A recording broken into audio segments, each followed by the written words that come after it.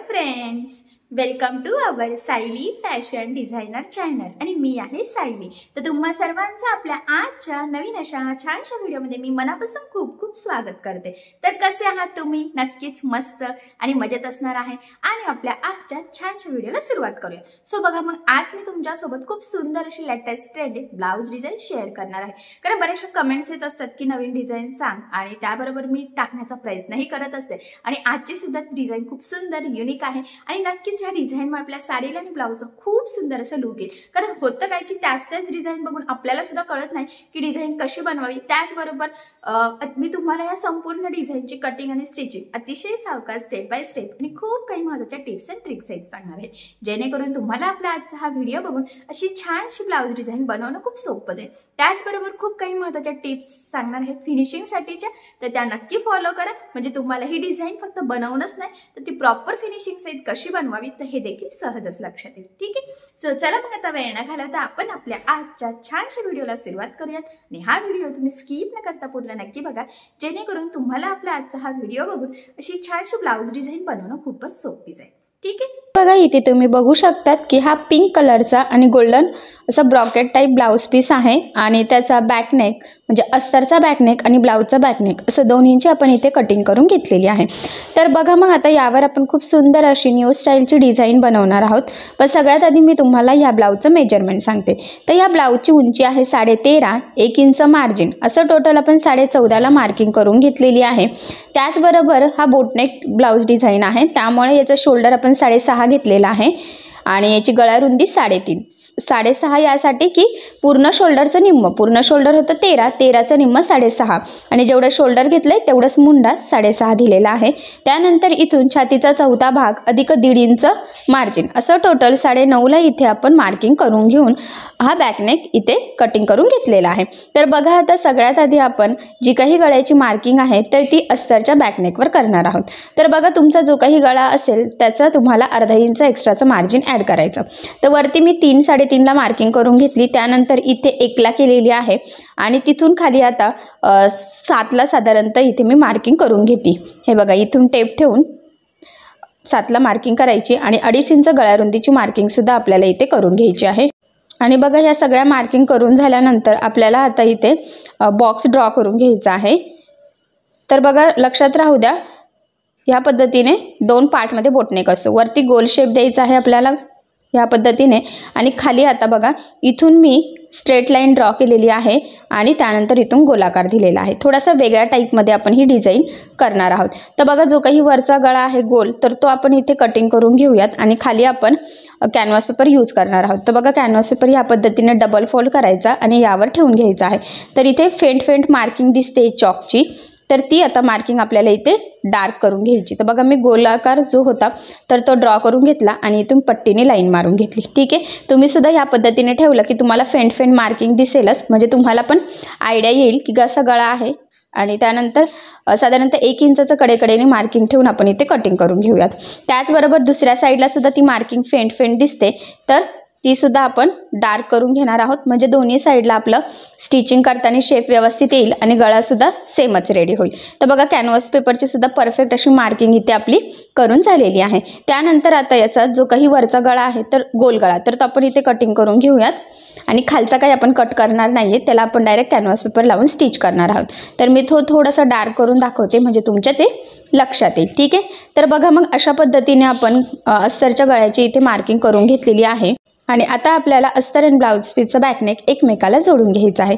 त्यासाठी सगळ्यात आधी आता आपल्याला जो काही ब्लाउजचा बॅकनेक आहे तर तो सरळ ठेवायचा आहे आणि त्यावर अस्तरचा कटिंग केलेला बॅक पार्ट या पद्धतीने ठेवून इथे सेंटरला आपल्याला एक पिन लावून घ्यायची आहे। त्याचबरोबर दोन्ही साईडला शोल्डरला सुद्धा एक पिना लावायच्या, म्हणजे तिथून गळा स्प्रेड वगैरे होत नाही, वरखाली पण होत नाही आणि शिवताना आपल्याला जरा सोपं जातं। तर बघा आता सगळ्यात आधी आपल्याला जो काही वरचा गळा आहे तिथून टिप मारायला सुरुवात करायची आणि तिथे आपल्याला साधारणतः 1/2 इंचाचं मार्जिन ठेवून टिप मारून घ्यायची आहे। शक्यतो बोटनेक ब्लाउजला जो काही वरचा गळा असतो तर तो आपण डायरेक्टच रेडी करत असतो, त्यामुळे तिथे कॅनव्हास पेपर गळापट्टी लावण्याची गरज नाही। ह्या पद्धतीने तुम्ही छान परफेक्ट फिनिशिंग सहित डिझाईन करू शकता। तर बघा गळ्याला वरती टिप मारल्यानंतर खाली लगेचच आपण अर्धा इंचाचं मार्जिन ठेवून टिप मारून घेऊयात। या स्टेपमुळे काय होतं की वरचा गळा आणि खालचा कमरेचा पार्ट आपल्या दोन्हीही सोबत रेडी होतं फिनिशिंग सहित आणि इथे आपल्याला कमरपट्टी लावण्याची गरज पडत नाही। ब्लाउजचा एक्स्ट्राचा कपडा गळ्याच्या मधला आणि खालचा आपण इथे कटिंग करून घेतलेला आहे। त्यानंतर इथे गळ्याला छोटे छोटे कट्स मारायचे, जेणेकरून ज्या वेळेस आपण हा बॅक पार्ट सरळ करू तर तो व्यवस्थित तिथे फोल्ड होईल आणि आकार सुद्धा नीट येईल। तर बघा ह्या पद्धतीने आपण ते सरळ करून घेतलेलं आहे। व्यवस्थित प्रेस सुद्धा करायचं गळ्याच्या तिथे आणि आता आपल्याला इथे सगळ्यात आधी गळ्याच्या तिथे द्यायची आहे दाबटीप। तर बघा इथे दाबटीप देताना काळजी घ्यायची आहे की जो काही आपला अस्तरचा कपडा आहे तर तो वरती दिसणार नाही, जेणेकरून आपली फिनिशिंग बिघडणार नाही। लगेचच बघा कंटिन्यू आपण कमरेच्या साईडला सुद्धा इथे दाबटीप देऊन घेऊयात। तर बघा इथे तुमच्या लक्षात येईल की आधीच्या स्टेपमुळे आपला वरचा गळा आणि कमरेचा पार्ट दोन्हीही सोबतच फिनिशिंग सहित रेडी झालेला आहे आणि इथे आपल्याला कुठे कमरपट्टी लावण्याची सुद्धा गरज नाहीये। त्यानंतर बघा ह्या पद्धतीने अस्तर आणि ब्लाउजचा पार्ट आपल्याला जेवढं शक्य आहे तेवढं कडेकडेने टिप मारत जोडून घ्यायचं आहे आणि जोडताना कुठेही गोळा होणार नाही याची सुद्धा थोडीशी काळजी घ्यायची आहे।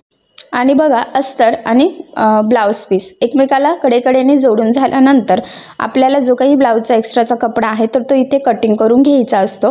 कारण तुम्हाला सगळ्यांना माहीत आहे की अस्तरचा जो काही आपला पार्ट असतो तर तो आपला परफेक्ट कटिंग असतो आणि ब्लाउज पीस आपण नेहमी एक्स्ट्रा कट करतो। म्हणूनच ह्या पद्धतीने अस्तर आणि ब्लाउज पीस जोडून आपल्याला ते एक्स्ट्राचं कटिंग करून परफेक्ट मापाचा बॅक पार्ट इथे रेडी करायचा असतो, ज्यावेळेस वरचा गळा किंवा रेग्युलर गळा आणि कमरपट्टी आपली रेडी होती त्यावेळेस, ठीक आहे। त्यानंतर ह्या पद्धतीने बरोबर फोल्ड करून सेंटरला एक मार्किंग करून घ्यायची आहे आणि नंतर बघा ब्लाउज पीस कट झाल्यानंतर जो काही आपला अस्तर होतं तर ते इथे मी घेतलेलं आहे। ॲक्च्युली इथे आपल्याला जॉईंट द्यावा लागणार आहे आणि हे अस्तर आपल्याला आता कॅनव्हास पेपरला लावण्यासाठी लागणार आहे। तर बघा मग ह्या पद्धतीने कॅनव्हास पेपर ठेवून थोडंसं एक्स्ट्राचं आपण कट करून घेतलेलं आहे। सगळ्यात आधी आता बघा मध्यभागी आपण अस्तरच्या एक टीप मारून घेऊयात, म्हणजे ते जॉईंट होईल आणि त्यानंतर ते सरळ करून पुन्हा एक दाबटीप द्यायची आहे, म्हणजे कुठे जॉईंट आहे ते लक्षात येत नाही आणि फिनिशिंग गळ्याची व्यवस्थित येते। त्यानंतर बघा त्यावर ह्या पद्धतीने आपण कॅनव्हास पेपर म्हणजे जो काही गळा आहे कॅनव्हासचा तर तो ठेवून घेतलेला आहे आणि आपल्याला कडेकडेने एक टीप मारायची। या टीपमुळे काय होतं की कॅनव्हास पेपर आणि अस्तर एकमेकाला व्यवस्थित प्रॉपर असं जॉईंट होतं, गोळा होणार नाही याची जरा काळजी घ्यायची। आणि ही टीप मारून झाल्यानंतर फक्त फोल्डिंग पुरतं थोडंसं आपल्याला सगळ्या साईडने ठेवायचं आहे आणि बाकीचं एक्स्ट्राचं इथे कटिंग करून घ्यायचं आहे।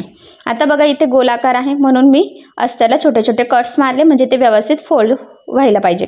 वरती सरळ लाईन आहे तर तिथे काही गरज नाही आहे आणि ह्या पद्धतीने फोल्ड करत करत आता आपल्याला टीप मारायची आहे। या स्टेपमुळे काय होतं की आपला कॅनव्हास पेपर अस्तरमध्ये प्रॉपर असा पॅक होतो आणि मग तो खराब पण होत नाही आणि ब्लाऊज धुतल्यानंतर तो आपल्या ब्लाऊजला ऑटोमॅटिक चिपकला जातो, त्यामुळे मग गळा वगैरे काही खराब होण्याचे चान्सेस तर राहतच नाही। तर बघा ह्या पद्धतीने सगळ्या साईडने जोडून घेतलेला आहे। त्यानंतर आता बघा या जो काही आपण कॅनव्हास पेपरचा गळा रेडी केलेला आहे तर त्याचा सुद्धा सेंटर आपल्याला बरोबर ह्या पद्धतीने मार्किंग करायचं आणि बॅकनेकचा सेंटर आणि गळ्याचा सेंटर बघा असा मॅच करत सगळ्यात आधी आपल्याला एक मध्यभागी टीप मारून घ्यायची आहे, ठीक आहे। आता ही टीप मारून झाल्यानंतर आपल्याला जो काही शेप आहे तर बरोबर त्या शेपवर इथे टीप मारायची आहे, प्रॉपर जी मार्किंग आहे त्यावरच, म्हणजे तसाच गळा आपला येईल। जर टीप चुकली तर गळ्याचा आकार चेंज होतो, त्यामुळे थोडंसं काळजीपूर्वक जसा आकार आहे शक्यतो तशीच टीप देण्याचा ट्राय करायचा। आणि त्यानंतर बघा ह्या पद्धतीने फोल्ड करून एक छोटा कट मारायचा आणि एक्स्ट्राचा मधला हा पार्ट आपल्याला इथे कटिंग करून घ्यायचा आहे। थोडंसं मार्जिन ठेवलेलं आहे बघा आपण, पाव इंच म्हटलं तरी चालेल आणि ह्या पद्धतीने मग आता इथे कट्स मारायचे आहे, म्हणजे ज्यावेळेस आपण हे कॅनव्हास पेपर वगैरे आतमध्ये फोल्ड करू तर ते व्यवस्थित फोल्ड होईल आणि आपला जो काही गळ्याचा आकार आहे तर तो सुद्धा प्रॉपर यावा, त्यासाठी ही स्टेप खूपच महत्त्वाची आहे। तर बघा या पद्धतीने आपण व्यवस्थित आतमध्ये फोल्ड करून आता आपल्याला वरच्या साईडला इथे दाबटीप देऊन घ्यायची आहे आणि दाबटीप देताना आतला जो काही आपला कॅनव्हासचा गळा होता तर त्याचा कपडा वगैरे काही अस्तर वगैरे वरती दिसणार नाही याची काळजी घेत आपल्याला इथे दाबटीप द्यायची आहे, म्हणजे आपलं परफेक्ट असा फिनिशिंग सहित हा जो काही शेप आहे तर तो रेडी होईल। तर इथे तुमच्या लक्षात येईल बघा मी व्यवस्थित थोडं थोडं पकडत एकदम प्रॉपर फिनिशिंग सहित इथे दाबटीप देऊन घेतलेले आहे आणि बघा आकार सुद्धा खूप म्हणजे खूप सुंदर आणि परफेक्ट आलेला आहे। बघा या पद्धतीने कॅनव्हासने आपण तुम्ही छान असा गळा नक्कीच तयार करू शकतात। त्यानंतर बघा आता इथे बॅक साईडला आपल्याला टक्स टाकून घ्यायचे आहेत, तर हे टक्स जे आहेत तर ते आपल्या वरचा गळा किती डीप वगैरे आहे त्यावर शक्यतो डिपेंड असतात। तर बघा इथून आता आपल्याला सेंटरपासून साधारणतः बघा 4.5ला मार्किंग करायची आहे आणि उभा जो टक्स आहे तर तो गळ्याच्या ह्याच्यावर डिपेंड आहे, त्यामुळे तो आपण 3.5 टाकला आणि बरोबर त्यावर फोल्ड करून ह्या पद्धतीने बघा तिरका टक्स इथे टाकून घ्यायचा आहे। तर तुमचा गळा जास्त खाली असेल तर तुम्ही 3वर पण टक्स टाकू शकतात किंवा डीपनेस कमी असेल तर मग कडेने येत असेल शेपच्या तर मग 4-4.5चा सुद्धा टाकू शकतात। तुमचा गळ्याचा शेप, गळ्याची उंची कशी आहे, किती डीप आहे त्यावरती टक्स डिपेंड आहे। तर फायनली बघा दोन्ही साईडचे टक्स आपण परफेक्ट असे इथे टाकून घेतलेले आहे। त्यानंतर आता इथे बघा आपण कॉन्ट्रास्ट थोडासा येल्लोइश किंवा ऑरेंज बघा असा कपडा आहे तर तो यूज करणार आहोत। तर त्याचं बघा मी व्यवस्थित एकावर एक ठेवून इथे 2x2चे आपल्याला स्क्वेअर कट करायचे आहे, म्हणजे चौकोन 2x2चे। तुम्हाला छोटं वाटत असेल तर तुम्ही थोडेसे छोटे पण करू शकतात किंवा मोठे पाहिजे नसेल तर मोठे पण 2.5x2चे करू शकतात, बट इथे मी 2x2चे केले आणि ह्या पद्धतीने फोल्ड करत आपल्याला सिंपल असे इथे त्रिकोण तयार करून घ्यायचे आहे। बघा व्यवस्थित काटोकाट व्यवस्थित फोल्ड करायचे आहे जरा काळजीपूर्वक। बऱ्याचदा जर का ते व्यवस्थित फोल्ड झाले नाही तर मग ते छोटे मोठे होतात आणि मग डिझाईन वगैरे शेप वगैरे किंवा फिनिशिंगचं लुक थोडंफार लुक जातं। सो त्यामुळे एकसारखे व्यवस्थित आधी चौकोन पण कट करायचे आणि फोल्ड करत करत ते त्रिकोणसुद्धा परफेक्ट असं फिनिशिंग सहित तयार करण्याचं जरा ट्राय करायचं आहे। तर बघा फायनली हे जेवढे काही त्रिकोण होते तर ते आपण रेडी करून घेतलेले आहे। आपल्याला जर अजून लागत असेल तर आपण ते नंतर तयार करूयात, पण असं मला वाटतं एवढे सफिशियंट असतील। आणि बघा या पद्धतीने मग टिपच्या कडेने जे काही थोडंफार एक्स्ट्राचं असेल तर ते कट करून आपण हे त्रिकोण व्यवस्थित सेपरेट सुद्धा करून घेऊयात, म्हणजे ते आपल्याला डिझाईनला लावायला जरा सोपं जाईल। ठीक आहे, हे बघा हे रेडी झालेले आहे। तर आपला हा जो काही बॅक पार्ट आहे तर तिथे आपण लावून घेऊयात। तर तिथे बघा आपल्याला हा जो काही खालचा शेप आहे तर तिथे लावायचे आहे। तर बरोबर सेम डिस्टन्सने आपल्याला ठेवत आणि वरती सुद्धा सेमच राहील असं याचा जरा विचार करत लावायचे आहे। बऱ्याचदा ते वर खाली होतात किंवा छोटे मोठे होतात किंवा जवळ लांब होतात, सो तसं होऊ देऊ नका। थोडंसं काळजीपूर्वक एकसारखी येतील याची काळजी घ्यायची आहे, म्हणजे काय होतील की हे सगळं मी कशासाठी सांगते की ब्लाऊजची फिनिशिंग लुक वगैरे व्यवस्थित यावं, नाही तर तुम्ही एवढी मेहनत करणार आणि जर वर खाली झालं तर ब्लाऊजचं लुक सगळं जाणार। सो तसं होऊ नये, त्यामुळे मग मी हे गोष्टी पुन्हा सांगत असते तुम्हाला, कारण की मला असं वाटतं की तुम्ही डिझाईन नुसतं बनवूनच नाही तर ती परफेक्ट फिनिशिंग सहित रेडी केली पाहिजे। मग डिझाईन सोपी असो किंवा अवघड असो त्याची फिनिशिंगवर ते सगळं त्याचं लुक डिपेंड असतं। तर बघा ह्या पद्धतीने एकदम परफेक्ट असे त्रिकोण आपण खालच्या जो काही शेप होता आपला असा गोलाकार, ॲक्च्युली हा शंकू टाईप शेप आहे आपला, आणि त्याच्या खालच्या जो काही गोलाकार होता तिथे ते त्रिकोण लावून घेतलेले आहे।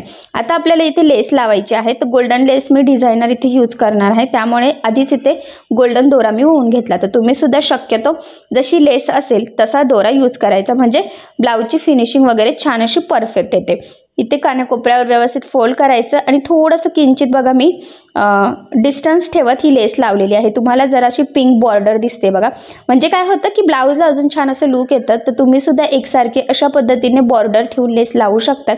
इथे मी गोल्डन लेस लावलेली आहे, तुम्ही तुमच्या आवडीनुसार कलरफुल लावू शकता, डिझायनर स्टोनवाली कशीही तुम्हाला जशी आवडेल तशी तुम्ही यूज करू शकतात, किंवा कस्टमरला कशी हवी आहे त्यानुसार तुम्ही नक्कीच लावू शकता। तर बघा ह्या लेसला मी इथे डबल टिप देऊन देते। तर तुम्ही सुद्धा शक्यतो तुमची लेस जाड बारीक कशीही असं डबल टिप देत चालायची आहे, म्हणजे ती लेस अशी तरंगत नाही, फिनिशिंग वगैरे सगळं व्यवस्थित प्रॉपर सुद्धा येतं। ठीक आहे, तर बघा मग ह्या पद्धतीने मधल्या शेपला पण छान अशी थोडीशी वेगळ्या टाईपमधली लेस इथे लावून घेतलेली आहे। त्यानंतर आता गळ्याला आपण सिंपल गोल्डनच लावणार आहोत, पण ही डिझायनर जी काही मध्ये लावलेली आहे ती लावणार नाहीये। तर आता गळ्याला आणि कमरेच्या साईडला आपण ही लेस इथे लावून घेऊया, तर त्याला सुद्धा डबल टिपच द्यायची आहे। तर बघा मग फायनली आपला हा बॅकनेक पूर्ण स्टिच करून झालेला आहे। तर वरती गळ्याला आणि कमरेच्या साईडला मी सेमच लेस इथे यूज केलेली आहे। इथे सेंटरला एक लटकन लावलेला आहे बघा, गोल्डन आणि ब्लाऊजचा जो काही पिंक कलर आहे तर त्याचा कलर कॉम्बिनेशनमध्ये, म्हणजे ब्लाऊजला अजून सुंदर असं लुक आलेला आहे बघा। तर तुम्ही सुद्धा तुमच्या आवडीनुसार कुठलंही लटकन इथे सेंटरला लावू शकतात, किंवा तुम्हाला वाटत असेल तर तुम्ही फॅब्रिकपासून सुद्धा इथे तयार करू शकतात। तर बघा मधल्या शेपला मी वेगळी लेस यूज केली आणि वरती आणि खाली वेगळी केलेली आहे। सो तुम्ही सुद्धा असं करू शकतात, म्हणजे ब्लाऊजला अजून छान असं लुक येतं। आणि आपला बोटनेक ब्लाऊज हा सगळ्यात जास्त मधल्या शेपवर डिपेंड असतो, त्यावर तो लुक त्याचं डिपेंड असतं, त्यामुळे मध्ये जर का वेगळी लेस असेल तर अजून ब्लाऊज छान असं दिसतो। सो अशी डिझाईन तुम्ही नक्की ट्राय करा। मी तुम्हाला या डिझाईनची कटिंग आणि स्टिचिंग दोन्ही पण अतिशय सावकाश स्टेप बाय स्टेप आणि खूप काही महत्त्वाच्या टिप्स आणि ट्रिक्स सहित सांगितलेलं आहे, जेणेकरून हा व्हिडिओ बघून तुम्हाला अशी डिझाईन सहज बनवता यावी। त्याचबरोबर बाय चान्स जरी तुम्ही कोणी नवीन शिकत असाल तरी सुद्धा सुद्धा तुम्हाला हा व्हिडिओ बघून अशी डिझाईन सहज बनवता येईल इतक्या सोप्या पद्धतीने मी तुम्हाला याची कटिंग आणि स्टिचिंग सांगण्याचा प्रयत्न केलेला आहे। सो अशी छानशी लेटेस्ट ट्रेंडिंग डिझाईन नक्की ट्राय करून बघा आणि जर काही प्रॉब्लेम येत असेल तर मला कमेंट करून नक्कीच कळवा। मी तुमच्या प्रश्नाची उत्तरे देण्याचा नक्कीच प्रयत्न करेन। तर तुम्हाला आपला आजचा व्हिडिओ कसा वाटला हे मला कमेंट करून नक्की कळवा। त्याचबरोबर आपली छानशी डिझाईन आवडली असेल तर व्हिडिओला लाईक करायला विसरू नका आणि असेच नवनवीन छानसे व्हिडिओज बघण्यासाठी आपल्या सायली फॅशन डिझायनर या चॅनलला लाईक करा, शेअर करा आणि सबस्क्राईब करायला विसरू नका। आणि ज्यावेळेस तुम्ही सबस्क्राईब कराल त्यावेळेस त्यासमोरील बेल आयकॉन ही नक्की प्रेस करा। त्यामुळे काय होईल, जेव्हा मी नवीन व्हिडिओज टाकेल त्याचे नोटिफिकेशन तुम्हाला तुमच्या मोबाईलवर येईल। Okay, thank you.